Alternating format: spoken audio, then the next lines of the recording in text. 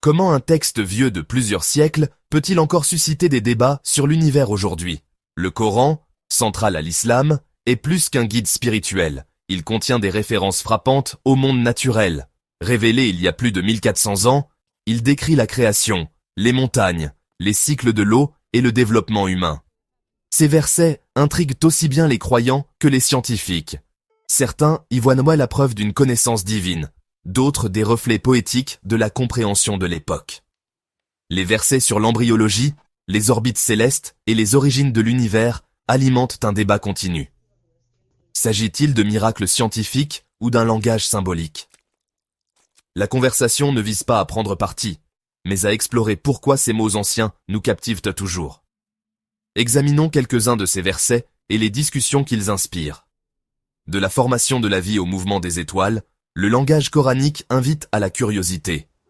Son mélange de foi et d'observation continue de nous interpeller et de nous inspirer.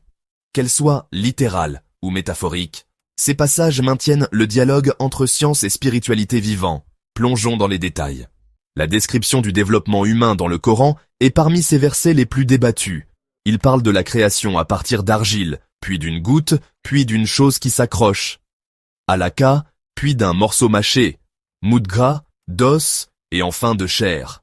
Certains y voient des parallèles avec l'embryologie moderne, l'attachement de l'embryon, son aspect segmenté et la séquence de formation des os et des muscles.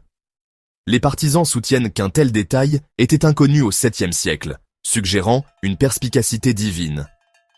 Les critiques notent que les traductions varient et que la connaissance grecque antique de l'embryologie était déjà en circulation.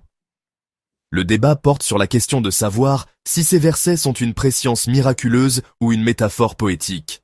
Quoi qu'il en soit, l'imagerie est vivante et continue de provoquer la réflexion. Le langage coranique fait le pont entre la compréhension ancienne et la curiosité moderne. C'est un exemple puissant de la manière dont les écritures et la science peuvent se croiser. La discussion reste ouverte. Le Coran distingue le soleil comme source de lumière et la lune comme réflecteur. Une idée reprise en astronomie moderne. Il décrit les corps célestes nageant en orbite, utilisant un langage poétique que certains interprètent comme un indice des mécaniques orbitales. Le soleil, la lune et les étoiles sont dépeints comme se déplaçant indépendamment, non fixés à une sphère céleste. Aujourd'hui, nous savons que les planètes orbitent autour du soleil, la lune orbite autour de la Terre, et même le soleil orbite autour de la galaxie. Les partisans voient ces versets comme une remarquable prescience. Les sceptiques arguent que le mouvement observable était bien connu et que le langage est métaphorique. Les descriptions coraniques invitent à la fois à la réflexion scientifique et spirituelle. Qu'elles soient littérales ou symboliques, elles inspirent l'admiration pour le cosmos. Le débat souligne le pouvoir durable des textes anciens à dialoguer avec la science moderne. Ces versets continuent de susciter la curiosité et le dialogue. Le ciel, semble-t-il, est encore plein de questions. Le Coran décrit deux mers se rencontrant, séparées par une barrière, souvent liée à la halocline où l'eau douce et l'eau salée se rencontrent.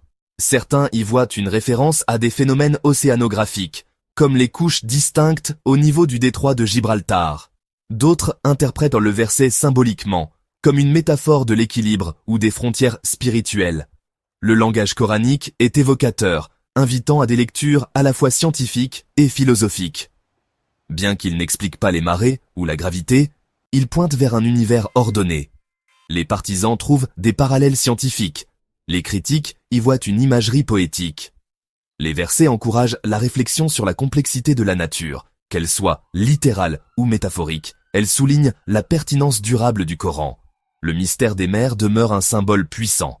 La conversation entre la foi et la science continue. Les versets du Coran sur la nature ont suscité des siècles de débats. Certains y voient des miracles scientifiques, d'autres une inspiration poétique. La discussion mêle foi, histoire, langage et science. Il n'y a pas de réponse unique, juste une riche tapisserie de perspectives. Que vous trouviez des preuves de connaissance divine ou une métaphore profonde, ces versets nous invitent à nous émerveiller. Ils encouragent la curiosité sur le monde et notre place en son sein. Des mots anciens nous interpellent et nous inspirent encore aujourd'hui. Qu'en pensez-vous? Partagez vos réflexions et rejoignez la conversation. Abonnez-vous pour plus d'exploration au carrefour de la science et de la foi.